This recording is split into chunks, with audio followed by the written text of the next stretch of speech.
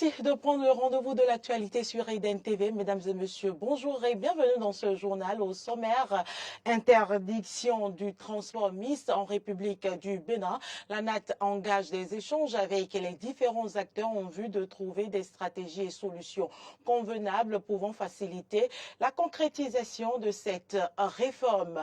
Fin du processus de révision des listes électorales des Tchadiens résidant au Bénin. C'était hier après 11 jours d'activité dans les locaux du consulat du Tchad au Bénin. Et puis hors de nos frontières, suite à une baisse du budget étatique, le gouvernement nigérien a mis en place un fonds de solidarité pour la sauvegarde de la patrie.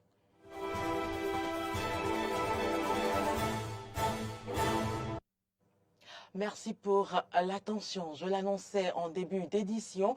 L'Agence nationale des transports terrestres, ANAST, a tenu ce lundi à son siège à Cotonou sur instruction du ministre du Cadre de vie et du Transport chargé du développement durable, José Tonato, une rencontre d'échange avec les responsables des filières de transport des personnes et des marchandises en République du Bénin. La séance s'est déroulée autour de la problématique du transport mixte. Il s'agit d'un mode de transport formellement prohibé au Bénin et entre les États membres de la CEDEAO, mais qui se développe allègrement sur nos axes routiers. Le transport mixte consiste à charger simultanément des personnes et des marchandises dans un même véhicule. Pour arriver à bout de ce mode de transport qui met à mal la tranquillité et la sécurité des passagers à bord du véhicule, la NAT entend engager des actions fortes pour un changement de comportement des acteurs de la chaîne des transports, en l'occurrence les transporteurs et les conducteurs. Plusieurs autres assises sont prévues en vue de trouver des stratégies et solutions convenables pouvant faciliter la concrétisation de cette réforme. La désignation de Thomas Boni Yayi comme chef du parti, les démocrates continuent de susciter les remous au sein de l'opinion publique. Il est évident que le parti d'opposition vise déjà les élections générales de 2026, mais l'on se demande si la tâche lui sera facile. Sur la question, voici une lecture croisée de quelques analystes politiques. C'est un élément réalisé par Clémence Tonocoin. C'est désormais connu de tous, Thomas Boni Yayi, l'ancien chef de l'État, a pris les rênes de son parti, les démocrates, à l'issue du premier congrès ordinaire tenu ce week-end à Parakou. Éric Rondeté a donc été déchargé de cette responsabilité. Le point qui rassemble est certes les élections générales de 2026 qu'il faut remporter, mais selon des analystes politiques, cela présage de malaise au sein du parti. Ce qui s'est passé à Parakou, c'est vrai, a montré la suprématie de Boni Yayi, mais la suite serait peut-être très difficile à gérer. Je ne suis pas le porte-parole du diable, mais je pense que prochainement, les démocrates doivent être remués dans le sens, à la limite, d'une scission ou d'une division majeure. Ils n'ont pas su faire le casting, mais ils n'auront que leurs yeux pour pleurer. Parce qu'à cette allure-là, l'opposition vient d'être fragilisée. Ramener Yayi Boni à la tête du parti Les Démocrates, c'est un échec pour moi. On vient de plomber systématiquement le fonctionnement de ce parti politique-là. Ce regain d'activité politique de Thomas Boni Yayi, alors que ses relations avec le chef de l'État Patrice Talon à ce jour ne sont pas apaisées, ne serait pas anodin. Il est à craindre une relance des embrouilles entre les deux hommes politiques. C'est plutôt l'expression des mains invisibles qui a fait émerger en surface Boni Yayi. Est-ce qu'il y a une crise de confiance entre Éric Rondeté et Boni Yayi? Je ne saurais répondre à cette question. Toujours est-il qu'au sein du parti Les Démocrates, il y a des voix qui pensent que Éric Rondeté se pencherait plus d'un côté que de l'autre. L'un dans l'autre, le parti Les Démocrates est à la croisée des chemins. Ce qui se passe aujourd'hui relance la guerre politique entre M. Boni Yayi et le président Patrice Talon. Quel que soit ce qu'on dira, ils ont été amis. Ils ont ensemble dirigé ce pays-là. Qu'est-ce que ça cache, le retour de Boni Yayi à la tête du Parti des démocrates? Boni Yayi ne s'est pas donné du repos alors qu'il nous avait promis qu'il deviendrait pasteur. Qu'est-ce qui fait ce regain d'activité politique? Donc je dis, il y a forcément des intérêts que nous allons découvrir avec le temps. Ça ne sera plus les démocrates en politique, mais ça sera désormais Yayi Boni contre Patrice Talon. Entre-temps, la politique les a opposés. C'est tellement que, bon, ce titre qui va porter chef de l'office de l'opposition aiderait les deux à se réconcilier pour que le Bénin ait la paix. Parce que si le Bénin doit être un pays de paix, si tout doit se passer correctement au Bénin, il faut que ces deux hommes-là s'entendent. À environ 3 ans des élections générales de 2026, ce qu'il convient d'appeler l'événement de Parakou apporte une nouvelle intensité à la politique nationale. La tâche s'annonce rude en ce qui concerne la désignation du candidat de l'opposition pour la présidentielle de 2026. Regardez bien au niveau du parti, les démocrates, en 2021, Boni Yayi était le président d'honneur. Regardez toute la difficulté que ce parti-là a eue pour choisir son candidat. Donc je dis, c'est vrai que Yayi, il est populaire, il est connu de tout le monde, mais en matière de stratégie, de choix de candidat, Yayi n'a pas les moyens. Au vu de ce qui s'est passé à Parakou, il est désormais improbable pour M. Éric Ronete d'être le candidat du Parti des démocrates à la présidentielle de 2026. Et vu la configuration du bureau, un bureau à écrasante majorité favorable à Boni Yayi, Éric Ronete, les siens sont totalement réduits en minorité et donc les décisions futures seront totalement contrôlées par Boni Yayi et ceux qui sont acquis à sa cause. Et pour tenter de justifier ce choix à la tête du Parti Les Démocrates, des proches de l'ancien chef d'État donnent les exemples de Henri Konabédié et Laurent Gbagbo en Côte d'Ivoire, qui ont tous dirigé leur parti après le pouvoir. L'essence de contrebande a encore dicté sa loi hier à Gomé-Sota dans la commune d'Apromissete. Un minibus transportant des bidons d'essence payeur a pris feu dans cette localité de Louémé. Le drame, selon plusieurs sources, est survenu suite à l'éclatement d'un pneu du véhicule. Le conducteur ayant perdu le contrôle s'est retrouvé dans le ravin.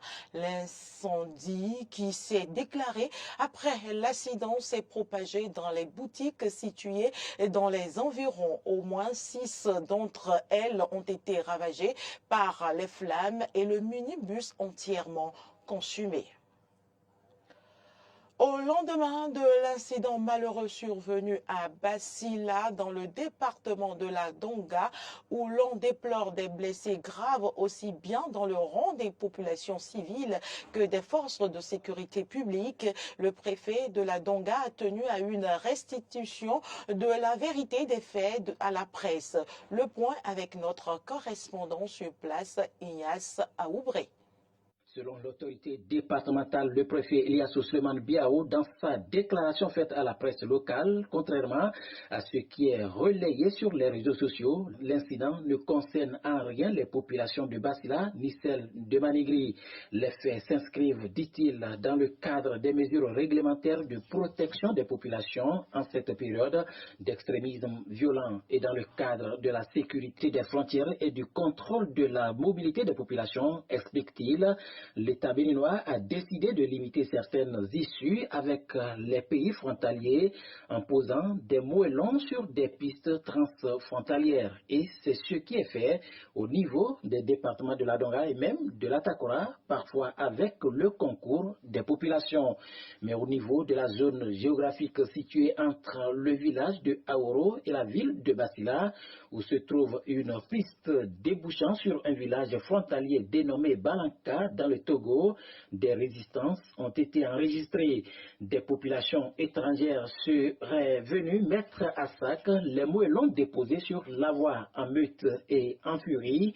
Elles se seraient attaquées aux forces de sécurité publique, notamment la police républicaine et l'armée qui veillaient sur les lieux de l'incident de ce samedi, avec pour conséquence des blessés graves aussi bien du côté des populations civiles que des les forces de sécurité publique. Côté policier, l'on dénombre 3 policiers dont un commissaire grièvement atteint au visage. Il aurait reçu des jets de pierre qui lui ont endommagé un œil. Le commissaire victime est aussitôt transporté à Cotonou pour des soins nécessaires. Le chef de l'arrondissement de Basila, qui était également sur les lieux, appelant les populations au calme, est aussi grièvement atteint puis transporté à l'hôpital. Pour l'heure, la situation est sous contrôle et selon le préfet, la décision de l'État béninois ne doit pas faillir. Les responsabilités seront situées, mais pour le moment, aucune piste n'est encore explorée. L'État béninois privilégiant les voies diplomatiques, attendu que les auteurs de troubles ne sont pas des Béninois. De Djougou. Le processus de révision des listes électorales des Tchadiens résidant au Bénin s'est achevé hier après 11 jours d'activité. La cérémonie qui a consacré la fin de l'opération s'est déroulée dans les locaux du consulat du Tchad au Bénin. Elle a été présidée par la ministre de l'Éducation et de la Promotion civique, chef de mission de la commission chargée de l'organisation du référendum constitutionnel au Bénin. On fait le point avec Clémence Tonokwa. La diaspora tchadienne au Bénin est prête pour les prochaines joutes électorales, à commencer par le référendum constitutionnel. C'est le résultat de l'opération de révision des listes électorales biométriques des Tchadiens résidant au Bénin, lancée le 7 octobre 2023. Au terme de la mission conduite par la commission chargée de l'organisation du référendum constitutionnel CONOREC, la satisfaction est totale. Après 11 jours d'intenses activités au terme de notre mission, ma satisfaction est totale. L'émotion est vive, et la joie est totale parce qu'il faut le reconnaître, la mobilisation a été très forte. Et cela va à l'actif du bureau exécutif de la communauté tchadienne au Bénin qui a fait une très forte communication. Le constat est que la mission s'est bien déroulée dans l'ensemble. Durant toute la période d'enrôlement, il n'y a pas eu de difficultés majeures. Et la colonie tchadienne au Bénin s'est mobilisée pour venir se faire enrôler.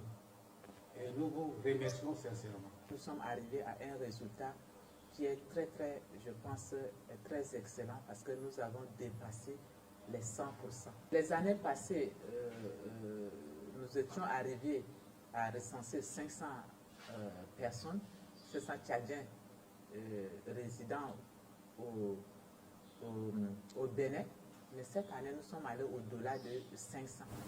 C'est pourquoi je dis nous sommes à plus de 100%. Donc, il y a lieu de vous féliciter. Un autre motif de satisfaction, c'est l'ambiance de travail qui a séduit non seulement la chef de mission de la CONAREC au Bénin, mais aussi les autorités tchadiennes au pays. Je suis vraiment très ému parce que nous avons travaillé dans un climat de paix, dans un climat de joie. Et je vais partager effectivement la réaction de la hiérarchie avec vous. On m'a dit, mais Madame la ministre, est-ce qu'au Bénin, vous n'avez pas de soucis? J'ai dit, on n'a pas de soucis. Est-ce que les appareils ne sont pas tombés en panne? J'ai dit, aucun appareil. Vous n'avez pas de difficultés. On dit, vraiment, vous êtes un peuple particulier. Et ça, je pense que Dieu est avec nous. Si Dieu n'est pas avec nous, nous n'allons pas également bien finir. À présent que les Tchadiens résidant au Bénin sont en possession de leur carte biométrique, le président de la communauté tchadienne au Bénin ainsi que le consul général du Tchad au Bénin invitent à une forte mobilisation pour les différentes échéances électorales à venir, à commencer par le référendum constitutionnel prévu le 17 décembre 2023. Je vous invite à faire le combat de participer à tous les défis électoraux. Votre participation, votre décision à travers les urnes est capitale pour faire renaître notre très chère patrie, le Tchad, dans la paix et la cohésion, afin d'amorcer son réel développement dans l'intérêt de tous. Pour les échéances électorales, je souhaite que c'est le même dynamisme que vous gardiez, pour qu'on puisse vraiment avoir un bon record, et même dans la sous-région de l'Afrique de l'Ouest. Le travail et le dynamisme des membres de la CONOREC ont été reconnus à travers une attestation de reconnaissance décernée à chacun d'eux. Au Niger, où le gouvernement du pays a mis en place un fonds de solidarité pour la sauvegarde de la patrie suite à une baisse du budget étatique. Les détails avec nos confrères de RT. Oui, au Niger, le Conseil national pour la sauvegarde de la patrie CNSP a lancé un fonds de solidarité pour la sauvegarde de la patrie. Cette annonce a été faite suite à la révision du budget de l'État, une baisse de l'ordre de 40%. Le président du Conseil national pour la sauvegarde de la patrie, chef de l'État, le général de brigade Abdourahmane Tiani, a signé ce jour une ordonnance portant rectification de la loi numéro 2022-44 du 6 décembre 2022, portant loi de finances pour l'année budgétaire 2023. Cette révision porte ainsi le montant du budget général de l'État de l'année 2023, en recettes et en dépenses, à 1 981 milliards, contre 3 291,62 milliards, soit une baisse de 1 310,63 milliards. Selon les militaires au pouvoir depuis juillet dernier, ce fonds de solidarité sera prélevé par des prélèvements sur des hydrocarbures, des redevances des opérateurs de télécommunications titulaires d'une licence dans le pays. À Niamey, la capitale du Niger, cette annonce suscite un engouement et même qualifié de patriotique. Nous interpellons, en tout cas nous appelons les Nigériens à souscrire à ce fonds-là parce que dans tous les cas, c'est une période transitoire, ça va passer et il faut bien qu'on se serre les coudes. Il devrait avoir un compte où chacun peut verser ce qu'il peut pour aider les autorités parce qu'elles sont en difficulté. Mais quand même, il ne faut pas que ça soit une imposition. Oui, voilà, il ne faut pas que ça soit une imposition, mais quelque chose vraiment d'ouvert, d'appeler tout le monde, voilà, ce qu'ils veulent faire et de dire aussi à la population ce qu'ils veulent faire avec l'argent.